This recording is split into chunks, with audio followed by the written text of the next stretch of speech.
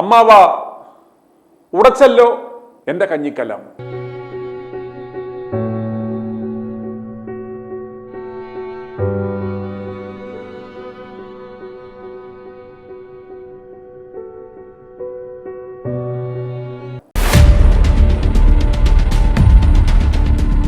ശബരിമല സ്വർണ്ണക്കൊള്ള കേസിൽ സർവ്വവ്യാപി രാഹുൽ ഈശ്വറുടെ അമ്മാവനെ SIT ഇന്ന് അറസ്റ്റ് ചെയ്തു. രാഹുൽ ഈശ്വറിന്റെ മുത്തച്ഛൻ, അതായത് അമ്മയുടെ അച്ഛൻ കണ്ഠരര് മഹേശ്വരുടെ സഹോദരപുത്രനാണ് കള്ളരര് രാജീവരര്. അല്പസമയം മുമ്പ് വരെ ചാനലുകളിൽ ഓടി നടന്ന് തന്ത്രിമാരെയും പോറ്റിമാരെയും നന്നായി വെളുപ്പിക്കലായിരുന്നു നിലവിലെ രാഹുലിന്റെ പ്രധാന ദൗത്യം. എന്നാൽ അമ്മാവൻ കണ്ഠരരുടെ അറസ്റ്റോടെ രാഹുൽ ഈശ്വറുടെ വായിൽ പിരിവെട്ടി. ശബരിമല സ്വർണ്ണക്കവർച്ചാ കേസിൽ തന്ത്രി കണ്ഠരര് രാജീവരരെ ചോദ്യം ചെയ്യുന്നു എന്നറിഞ്ഞ രാഹുലിന്റെ പ്രതികരണം ഇപ്രകാരമായിരുന്നു: തന്ത്രിയെ കുടുക്കി മറ്റാരെയോ രക്ഷിക്കുവാൻ ശ്രമിക്കുകയാണോ എന്ന് ഭക്തർ സംശയിച്ചാൽ അവരെ നമുക്ക് കുറ്റം പറയാനാകില്ല എന്നതായിരുന്നു അദ്ദേഹത്തിന്റെ ഒരു ഇത്.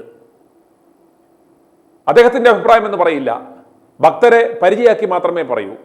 അതിന്റെ പ്രസക്ത ഭാഗമൊന്നും നമുക്ക് കേട്ടിട്ട് പെട്ടെന്ന് മടങ്ങി വരാം. ബഹുമാനപ്പെട്ട ഹൈക്കോടതിയുടെ 9 ഇടക്കാലം ന്യായങ്ങളുണ്ട്. ഒന്നിനു പോലും തന്ത്രിയെക്കുറിച്ച് പരാമർശിക്കുന്നില്ല. തന്ത്രി തെറ്റുകാരനോ കുറ്റക്കാരനോ ഏതെങ്കിലും രീതിയിൽ ഇതിൽ ഇൻവോൾവ് ആണോ എന്ന് 9ഓളം വിധിന്യായങ്ങളിലില്ല എന്ന് നമ്മൾ മറക്കരുത്. 2, എല്ലാ അമ്പലങ്ങളിലും 2 തരമാണ് അവിടുത്തെ അധികാരവും അവകാശവും. തന്ത്രിക്ക് ആചാരപരമാണ്, ദേവസ്വം ബോർഡിന് അഡ്മിനിസ്ട്രേറ്റീവാണ്. അഡ്മിനിസ്ട്രേറ്റീവായ ഒരു വീഴ്ച ഉണ്ടായതിന്, സ്വർണ്ണക്കൊള്ള ഉണ്ടായതിന് തന്ത്രി എന്ത് കഴിച്ചു എന്നാ പറയുന്നത്? അതായത് ദേവസ്വം ബോർഡിന്റെ ഭാഗത്ത് നിന്ന് ജാഗ്രത ഉണ്ടായില്ല, സ്വർണം മോഷണം പോയി എന്നുള്ളതിന് തന്ത്രിക്ക് എന്താ ഉത്തരവാദിത്വം? അപ്പം തന്ത്രിയെ കുടുക്കി വേറെ ആരെങ്കിലും രക്ഷിക്കാൻ ശ്രമിക്കുകയാണോ എന്ന് ഒരു ഭക്തർ വിശ്വസിക്കുകയാണെങ്കിൽ കുറ്റം പറയാൻ കഴിയില്ല. ഞാനിത് ആരോടെങ്കിലും ബന്ധമുള്ളതുകൊണ്ടോ പരിചയമുള്ളതുകൊണ്ടോ അല്ല പറയുന്നത്. ഒരു അയ്യപ്പ വിശ്വാസി എന്ന നിലയിൽ പറയുകയാണ്, തന്ത്രിയെ കുടുക്കി ബാക്കി ആരെങ്കിലും രക്ഷിക്കാൻ ശ്രമിക്കുന്നതാണോ എന്ന് ചിന്തിച്ചാൽ അവരെ കുറ്റം പറയാൻ കഴിയില്ല. കാര്യം 9 ഇടക്കാല വിധിന്യായങ്ങളിൽ ഹൈക്കോടതി പറഞ്ഞിട്ടില്ലാത്ത കാര്യം തന്ത്രി എന്ത് തെറ്റ് ചെയ്തു എന്നാൽ ഇതുവരെ SIT അടക്കമുള്ള ആൾക്കാർ പറയുന്നില്ല. ഇതിന്റെ എല്ലാം ഇടയിൽ തന്ത്രി എന്ത് ചെയ്തു എന്നാ പറയാൻ തീർച്ചയായിട്ടും ഒരുപാട് പേർക്ക് ഉണ്ണികൃഷ്ണൻ പോറ്റിയെ പരിചയം കാണില്ലേ? ഉണ്ണികൃഷ്ണൻ പോറ്റിയെ പരിചയമുള്ളവരെല്ലാം അറസ്റ്റ് ചെയ്യാൻ നിൽക്കുകയാണെങ്കിൽ ഒരുപാട് പേരെ അറസ്റ്റ് ചെയ്തു വരുമല്ലോ. അപ്പോ യഥാർത്ഥത്തിൽ ഫോക്കസ് തെറ്റിക്കാനുള്ള ഒരു ശ്രമമാണോ എന്ന് സംശയിക്കേണ്ടിയിരിക്കുന്നു. അതായത് ബാംഗ്ലൂരിലെ നമ്മുടെ ജാലഹള്ളി ക്ഷേത്രത്തിൽ ഉണ്ടായിരുന്ന വ്യക്തിയാണ് ഈ ഉണ്ണികൃഷ്ണൻ പോറ്റി എന്നാണ് പറയുന്നത്. അവിടെ കണ്ഠരര് രാജീവര് ഉണ്ടായിരുന്നു. അതുകൊണ്ടെന്താ ഈ അപ്പം ശ്രീ ആദരപൂർവ്വം ചോദിക്കുകയാണ്, വാസവൻ സാറിന്റെ കൂടെ തന്ത്രിയുടെ മകന്റെ കല്യാണത്തിൽ ഇദ്ദേഹം വന്നു, അതുകൊണ്ട് വാസവൻ സാറിനെ നാളെ അറസ്റ്റ് ചെയ്യൂ. ഈ നടന്ന ക്രൈമിൽ തന്ത്രിക്ക് എന്തെങ്കിലും ഉൾപ്പെടാൻ വേണ്ടി ഉണ്ണികൃഷ്ണൻ പോറ്റിയോട് പരിചയമുള്ളവരെല്ലാം അറസ്റ്റ് ചെയ്യണം എന്നുള്ളൊരു മനോഭാവം ഉണ്ടായാലും എന്താ? ഇത് തന്ത്രി ഫോക്കസ് തെറ്റി, അല്ലെങ്കിൽ തന്ത്രി അറസ്റ്റ് ചെയ്ത് ഫോക്കസ് തെറ്റിക്കാൻ ശ്രമിക്കുകയല്ലേ എന്ന് ശക്തമായി സംശയിക്കേണ്ടിയിരിക്കുന്നു. ഈ കേസിലെ പരാതിക്കാരൻ യഥാർത്ഥത്തിൽ ഹൈക്കോടതിയാണ്. ഹൈക്കോടതിയുടെ വിധിന്യായങ്ങളിൽ 9 കാര്യങ്ങൾ 8ാം പാരാഗ്രാഫിൽ എന്തൊക്കെ അന്വേഷിക്കണമെന്ന് ഹൈക്കോടതി അക്കമിട്ട് എഴുതി കൊടുത്തിട്ടുണ്ട്. നമ്മളെല്ലാം കണ്ടതാ. ജസ്റ്റിസ് രാജാ വിജയരാഘവനും ജസ്റ്റിസ് ജയകുമാർ സാറിന്റെയും ബെഞ്ച് അക്കമിട്ട് എഴുതി കൊടുത്തിട്ടുണ്ട്. ആ അക്കമിട്ട് പറഞ്ഞ കാര്യങ്ങളിൽ തന്ത്രിയെ കുറിച്ച് എന്തെങ്കിലും പരാമർശമുണ്ടോ? ഇത്രയും കാലം വന്നു, എന്തെങ്കിലും പരാമർശമുണ്ടോ? അങ്ങ് എനിക്ക് മനസ്സിലാവാത്തോണ്ട് ഞാൻ ചോദിക്കുകയാണ്, തന്ത്രി എന്ത് ചെയ്തു എന്നാ പറയുന്നത്? ഉണ്ണികൃഷ്ണൻ പോറ്റിയെ പരിചയം ഉണ്ടെന്ന് പറഞ്ഞ് തന്ത്രി തെറ്റുകാരനാവും? നമുക്ക് എങ്ങനെ അറിയാൻ പറ്റും പത്മകുമാർ സാർ ആരെ കുറിച്ചാണ് പറഞ്ഞത്? ചില ആൾക്കാർ തന്ത്രിന്ന് വ്യാഖ്യാനിക്കുന്നു, ചില ആൾക്കാർ പാർട്ടിയിലെ ദൈവത്തുല്യർന്ന് വ്യാഖ്യാനിക്കുന്നു, ചില ആൾക്കാർ ശ്രീ പിണറായി വിജയനെ പറയുന്നു, ചില ആൾക്കാർ തന്ത്രിയെ പറയുന്നു. അദ്ദേഹം ആരെയാ ഉദ്ദേശിച്ചതെന്ന് ദൈവത്തിനെ അറിയാവൂ. പക്ഷേ യഥാർത്ഥത്തിൽ എന്ത് ക്രൈം നടന്നു എന്നാ പറയുന്നത്? അതായത് ശബരിമലയിൽ നിന്ന് സ്വർണം പതിച്ച ചെമ്പുപാളികളിൽ നിന്ന് മാത്രം എഴുതി മാറ്റി. ഇതാണല്ലോ കേസ്. എന്നിട്ട് അത് ചെന്നൈയിലടക്കം കൊണ്ടുപോയി വിറ്റു. ജൂലൈ 19, ജൂലൈ 20 ശബരിമലയിൽ നടത്ത സ്വർണം ഓഗസ്റ്റ് 29 വരെ ചെന്നൈയിൽ കൊണ്ടുപോകാതെ വേറെ എവിടെ കൊണ്ടുപോയി. ചെന്നൈയിൽ പോയപ്പോൾ 4.5 കിലോഗ്രാമോളം സ്വർണത്തിന്റെ ഭാരം കുറയുകയും ചെയ്തു. ഇതൊക്കെയല്ലേ നമുക്ക് യഥാർത്ഥത്തിൽ അറിയുന്നത്. ഇതിലൊക്കെ തന്ത്രിക്ക് എന്താ ഉത്തരവാദിത്വം? ശബരിമല തന്ത്രിയെന്നും ഗുരുവായൂർ തന്ത്രിയെന്നും ഒക്കെ പറഞ്ഞാൽ ലോകത്ത് പല സ്ഥലങ്ങളിലും അമ്പലങ്ങളുള്ളവരാണ്. അവർ ലോകത്തിന്റെ പല ഭാഗങ്ങളിൽ പോകും.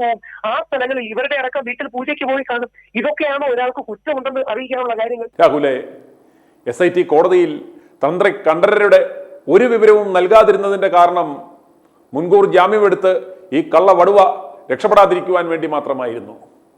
ഈ പെരുങ്കള്ളൻ, ശബരിമലയുടെ സർവാധികാരിയായിരുന്ന ഈ കള്ളനാണ് ഉണ്ണികൃഷ്ണൻ പോറ്റിയെ, ആ തീവട്ടിയെ അകത്ത് കയറ്റിയത്, ഇത്രയും ആളാക്കി മാറ്റിയത്.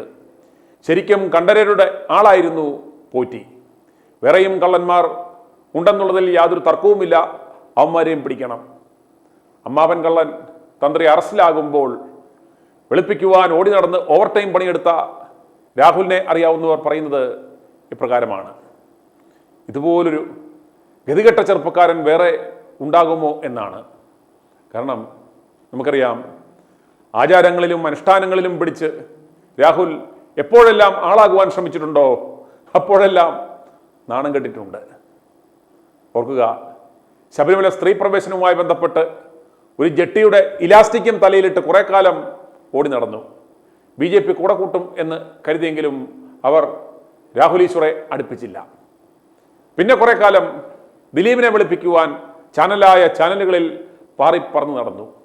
നാട്ടുകാർ തെറിവിളിച്ച് കണ്ണുപൊട്ടിച്ചു. ഒരു കോമാളി ഔട്ട്ലുക്കുമായി നടന്ന രാഹുൽ ഈശ്വറിന് തൻ്റെ അഭിപ്രായ പ്രകടനത്തിന് ആദ്യമായി ഒരു പബ്ലിക് അക്സെപ്റ്റൻസ് കിട്ടുന്നത് രാഹുൽ മാങ്കൂട്ടവുമായി ബന്ധപ്പെട്ട വിഷയത്തിൽ രാഹുൽ മാങ്കൂട്ടത്തിന് അനുകൂലമായി പ്രതികരിച്ചപ്പോഴാണ്. അന്നാണ് അദ്ദേഹം സ്വന്തമായി ഒരു യൂട്യൂബ് ചാനലും ആരംഭിച്ചത്. ഈ നാമത്തിൽ അതും ക്ലിക്കാക്കിയെടുത്തു.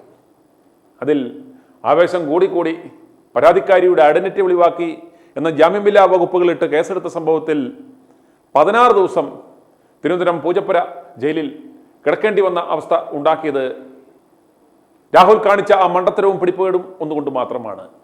LLB പാസ്സായിട്ടുണ്ടെന്ന് പറയുന്ന രാഹുൽ 2 കോടതികളിൽ ഒരേ സമയം ഒരു കേസിന് മുൻകൂർ ജാമ്യം ഫയൽ ചെയ്തു, അഫിഡവിറ്റ് നൽകി. ഗാന്ധിജിയെ പോലെ ജയിലിൽ താൻ നിരാഹാരം കിടക്കുമെന്ന് പ്രഖ്യാപിച്ചുകൊണ്ടാണ് പോയതെങ്കിലും 2 ദിവസം വിശന്ന് കിടന്ന് ഓട്ട തൂറിയപ്പോൾ വിശന്ന് നിലവിളിച്ചു, അയ്യോ വിശക്കുന്നതെന്ന്. ജയിലിൽ പട്ടിക്ക് കൊടുക്കുവാൻ വെച്ചിരുന്ന തടവുകാർ ഭക്ഷിച്ചിട്ട് മിച്ചം വെച്ചിരുന്ന ചിക്കൻ ബിരിയാണി എടുത്ത് ഇന്ന് ഒടുക്കം സമരം അവസാനിപ്പിച്ചു. മാപ്പും എഴുതി കൊടുത്തു, തലയൂരി, വീഡിയോയും എല്ലാം പിൻവലിച്ചു. പുറത്തിറങ്ങി വീണ്ടും ആവശ്യമില്ലാത്തത് മാപ്രകളെ കണ്ടപ്പോൾ വിളിച്ചു പറയുവാൻ ശ്രമിച്ചപ്പോൾ ഭാര്യ വന്ന് കയ്യോടെ പിടിച്ചുകൊണ്ടുപോയത് കൊണ്ട് അന്ന് വീണ്ടും രക്ഷപ്പെട്ടു. പക്ഷേ ഹൈക്കോടതിയിൽ ഈ കാര്യങ്ങൾ ചൂണ്ടിക്കാണിച്ച് എനിക്ക് നോട്ടീസ് കിട്ടിയില്ല, നോട്ടീസ് തന്നു എന്ന് കള്ളം പറഞ്ഞു തുടങ്ങിയ കാര്യങ്ങൾ പറഞ്ഞാൽ ഹലോ